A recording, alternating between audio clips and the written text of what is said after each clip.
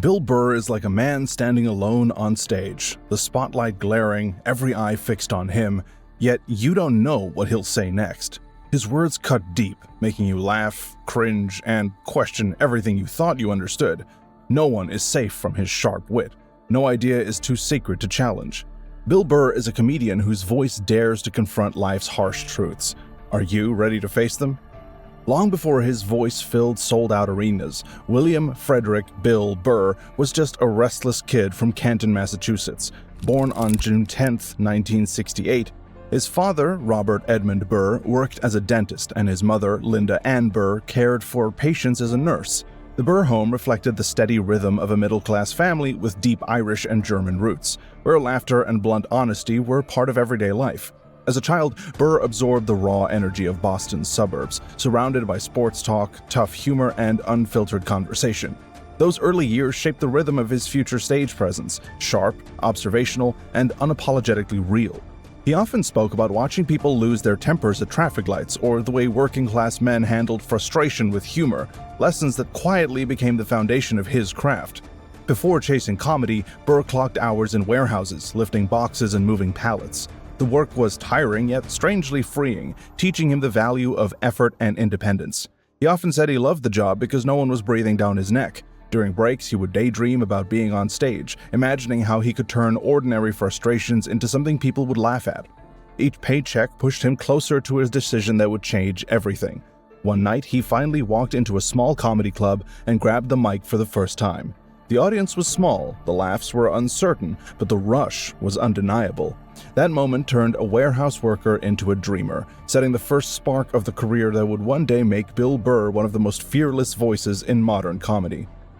After leaving his quiet hometown, Bill Burr entered Emerson College in Boston, a place that would shape his voice in ways he never expected. He earned his bachelor's degree in radio in 1993, studying the craft of sound, speech, and timing with growing fascination. Emerson's creative atmosphere surrounded him with storytellers, performers, and thinkers who pushed him to find a rhythm in every sentence. He learned how to command attention through tone and pacing, and how silence could carry as much power as a punchline. Those long hours behind the microphone trained his instincts to read a room, even when there was no audience in sight. When Burr later turned to stand-up, his education followed him. The habits he built during his broadcasting days became the backbone of his comedic rhythm. His timing felt deliberate. His delivery was sharp but natural. Years later, when he began his Monday Morning podcast, his old radio training resurfaced once again. He could fill the air with energy, shifting from rants to reflections with the same precision he once practiced in college studios. His time at Emerson gave him more than just technical skills, though. It taught him how to make people listen, how to hold emotion in every word, and how to shape thoughts into stories that feel alive.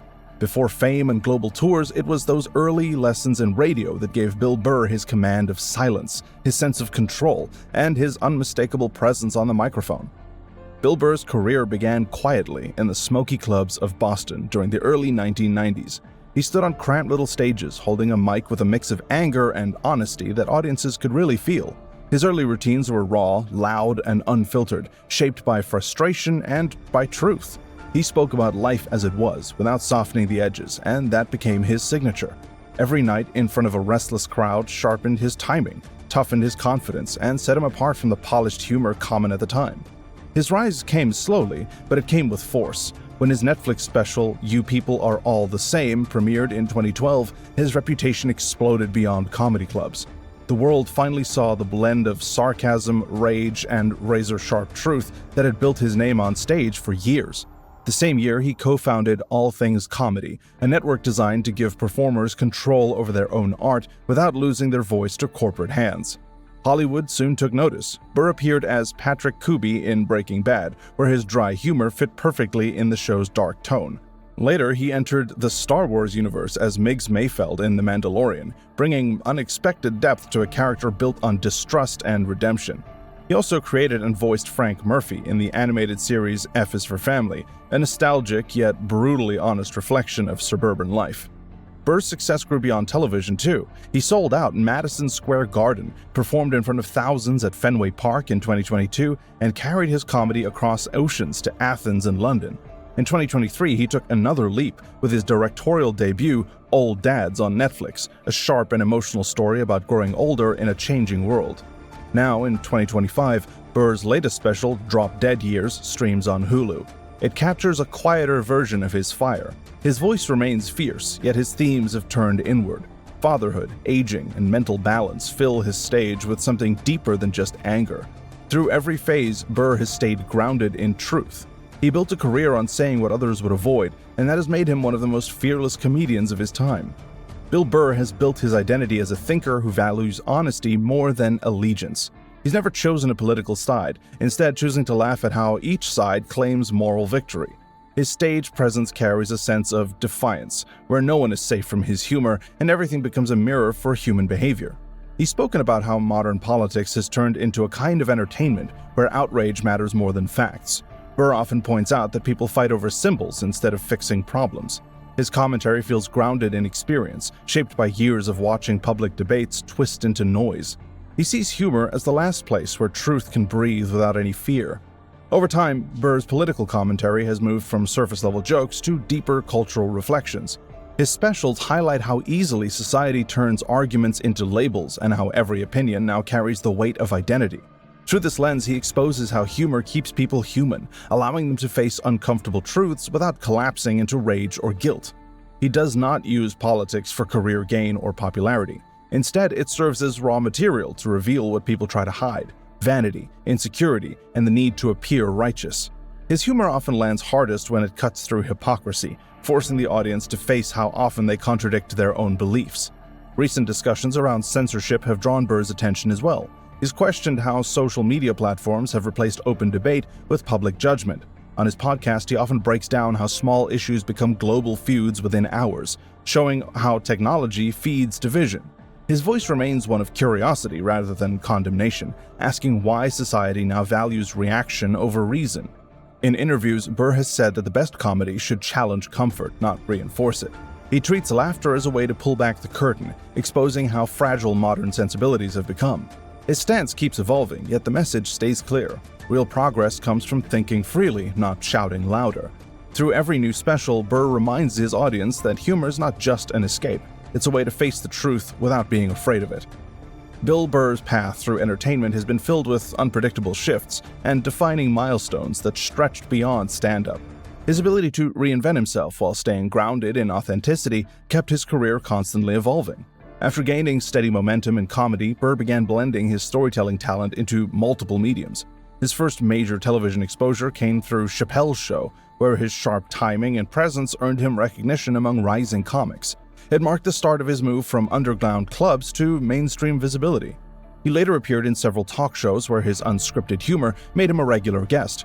Each appearance revealed a new layer of his personality, from social observation to just pure absurdity, helping him grow from performer to commentator. His frequent guest spots on late-night TV built a bridge between his live audience and viewers at home, turning his voice into one of comedy's most recognizable tones. Burr also reached listeners through his voice work and storytelling, which carried into animation and even video games. His narration for various comedy projects and his guest roles across animated sitcoms demonstrated his instinct for timing, even outside live performance. Beyond acting, he became a regular presence in major comedy festivals, earning standing ovations that positioned him among the industry's most respected veterans. In music, Burr explored another creative outlet by occasionally performing as a drummer with local rock bands, something few fans expected from a comic known for his fiery on-stage energy. This passion for rhythm added a distinct pulse to his comedic delivery and inspired his timing in live shows too. By 2025, his transition into live theater marked a deeper artistic shift. His appearance in the Broadway revival of Glengarry Glen Ross surprised many, yet it revealed his ability to inhabit complex roles while maintaining his grounded style. Recent controversies. In a fiery 2025 interview with Vulture, comedian Bill Burr stirred headlines after fiercely criticizing both CNN and Fox News, calling the networks a disease. Known for his blunt honesty and rejection of political bias, Burr accused both Democrats and Republicans of fueling a cycle of outrage and division that has consumed American discourse. He explained that when he criticized President Donald Trump during his shows, left-leaning audiences would cheer, unaware that he held equally sharp criticism for their own leaders. Burr argued that neither side represented genuine choice, claiming political loyalty had become a performance designed to distract the public from the real issues of power and influence. Bill Burr making headlines after blasting both Fox News and CNN in a lengthy interview with Vulture. A comedian known for talking about politics in his act called the two cable news channels a disease and slammed both Democrats and Republicans for the polarization of modern political discourse. Burr said in part, quote, "If I start trashing like Trump, I'd hear the left in the crowd go, yeah, yeah, yeah. And I'd be like, you voted for a guy that is staring off into space. Your guy should literally be in a home. What are you patting yourself on the back for? Your party has not let you choose your candidate since Obama's second term." Burr continued, "I'm not flying either one of their flags. It's the people who pay them that's the problem. And they're always distracting us with other stuff. CNN and Fox News are a disease." Burr also shot back at conservative commentator Ben Shapiro, who attended one of Burr's shows earlier this year and later accused him of going woke. The reason? Burr took aim at billionaires and CEOs following the murder of United Healthcare. He said both CNN and Fox News thrive on keeping viewers angry, describing them as distractions that profit from division. Burr stated that the networks serve the people who fund them, not the citizens who watch them. His words echoed a frustration shared by many who see modern news as more spectacle than truth. But Burr then said of Shapiro, quote, "He doesn't even know what that word means. His definition of woke is white liberals' definition of woke, and they didn't even know what it was. They just took the word from black people. He went there to be annoyed so he can then have something to talk about, and then he can make money off dividing his own country." The controversy deepened when conservative commentator Ben Shapiro accused Burr of being woke after the comedian's remarks about billionaires and corporate greed. Burr fired back, accusing Shapiro of twisting the term for attention and profit, calling it treasonous to divide people for money. Yeah, I think going back to your initial comments about Bill Burr and being kind of anti-wokeness and anti-cancel culture, that was my read on him too. So maybe the conservatives who are mad at him feel like maybe he was right-wing coded and now he's not so much anymore. Burr's comments reignited debate about the role of media and comedy in politics. While some saw his words as bold truth-telling, others viewed them as reckless. Yet his critique of outrage-driven media struck a nerve in a time when audiences are exhausted by constant political combat. In typical Burr fashion, his message cut through partisanship, reminding people that both sides of the media machine feed on conflict, and that perhaps laughter remains one of the few honest reactions left. When Bill Burr took the stage to host Saturday Night Live shortly after the national election, the audiences expected sharp wit and biting honesty, traits that had long defined his career. What followed, however, quickly divided both viewers and critics. His monologue, filled with fearless jabs at social trends and cultural double standards, struck some as refreshingly honest, while others found it deeply offensive. The most discussed moment came when Burr joked that white women had hijacked the woke movement and needed to whore it up a little to fix politics, a line that drew gasps from the live audiences and immediate outrage across social media. Okay, and I know a lot of ugly women, feminists, don't want to hear this message, but just tease them a little bit. Make a farmer feel like he's got a shot. Swing a state over a little bit. I'll be honest with you, I am so psyched that this stupid election is finally over. It took forever.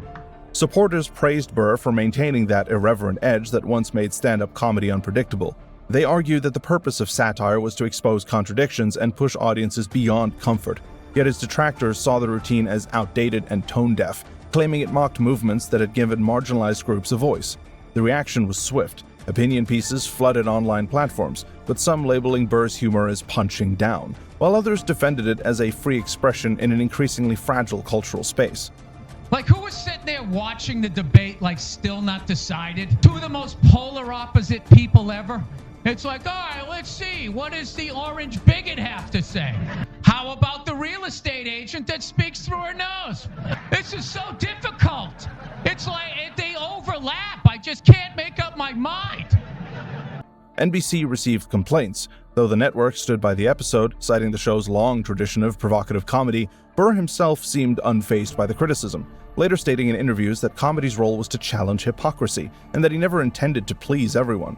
The controversy reignited a broader debate about what comedians can or cannot say in an era defined by social accountability. Right? Everybody would just be like, this guy's the man. He is the king. I don't know. I'll be honest with you. I think the number one reason Trump survived is all those herky-jerky movements that he does. You just can't nail the guy down. I gotta be honest, the guy is a lunatic.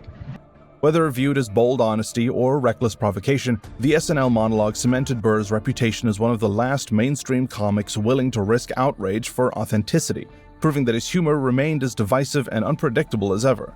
The conflict between Burr and political commentator Ben Shapiro began when Shapiro labeled Burr as woke for criticizing wealthy business owners and modern corporate culture. The remarks spread across social media, drawing mixed reactions from fans who debated whether Burr had changed his comedic approach. Shapiro argued that Burr had lost his edge and now leaned toward progressive ideals rather than confronting all sides as he once did. Burr responded in his signature raw and humorous style. During his podcast, he directly addressed Shapiro's claims, accusing him of twisting words to gain attention and outrage. Burr explained that pointing out greed or hypocrisy does not make a person woke. It simply means acknowledging reality without fear. He mocked how the word had become empty and overused, a label people threw around whenever they disagreed with someone's opinion. The feud quickly became more than just a personal disagreement. It turned into a reflection of the wider argument about who defines authentic comedy and whether artists can evolve without being attacked for changing. Some fans praised Burr for staying truthful and unfiltered, while others believed he had softened over time. Through it all, Burr stayed firm in his belief that comedy should come from honesty and experience rather than some kind of political loyalty. He refused to apologize or bend to online pressure. The argument eventually faded, yet it reminded people why Burr remains a rare voice in entertainment, one who can stand in the middle of chaos and still make audiences laugh while forcing them to think at the same time. In early 2025, Bill Burr reached a new milestone with the release of his Hulu comedy special, Drop Dead Years. The special marked a clear evolution in his tone and storytelling. Viewers noticed a deeper and more personal touch, as Burr explored themes of family, middle age, and mental balance. His performance drew widespread praise from both critics and fans, who admired how he'd managed to stay funny while offering moments of sincerity and reflection. The special's success reaffirmed Burr's place among the few comedians who could blend real, brutal honesty with warmth in a single performance. Just days after the special's release, Burr stepped into a different kind of spotlight with his Broadway debut in Glengarry Glen Ross. The revival placed him in the demanding role of Dave Moss, testing his skills far beyond stand-up. The move to live theater surprised many, yet it proved his adaptability and hunger to challenge himself artistically. Later that same year, Burr made headlines again when he was confirmed to join the cast of The Social Reckoning, the long-awaited sequel to The Social Network.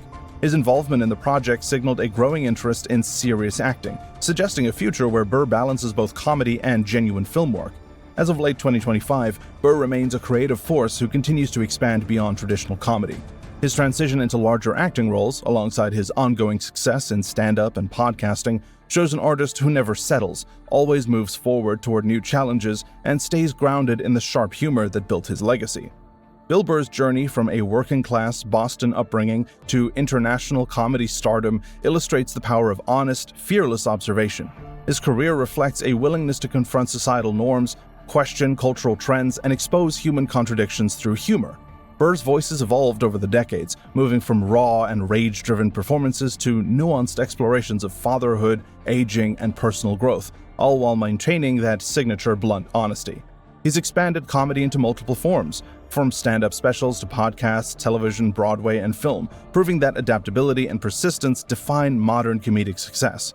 Controversies and criticism have tested him, yet they've also highlighted the complexity of being a comedian in a world increasingly scrutinizing speech, ethics, and culture. Burr's legacy lies in his ability to entertain while provoking thought, balancing laughter with insight, and showing that comedy can remain fearless, reflective, and relevant in a changing and divided world. If you enjoyed this deep dive into one of comedy's most unique talents, let us know in the comments below, and don't forget to like and subscribe so you don't miss any more of these videos. We'll see you in the next one.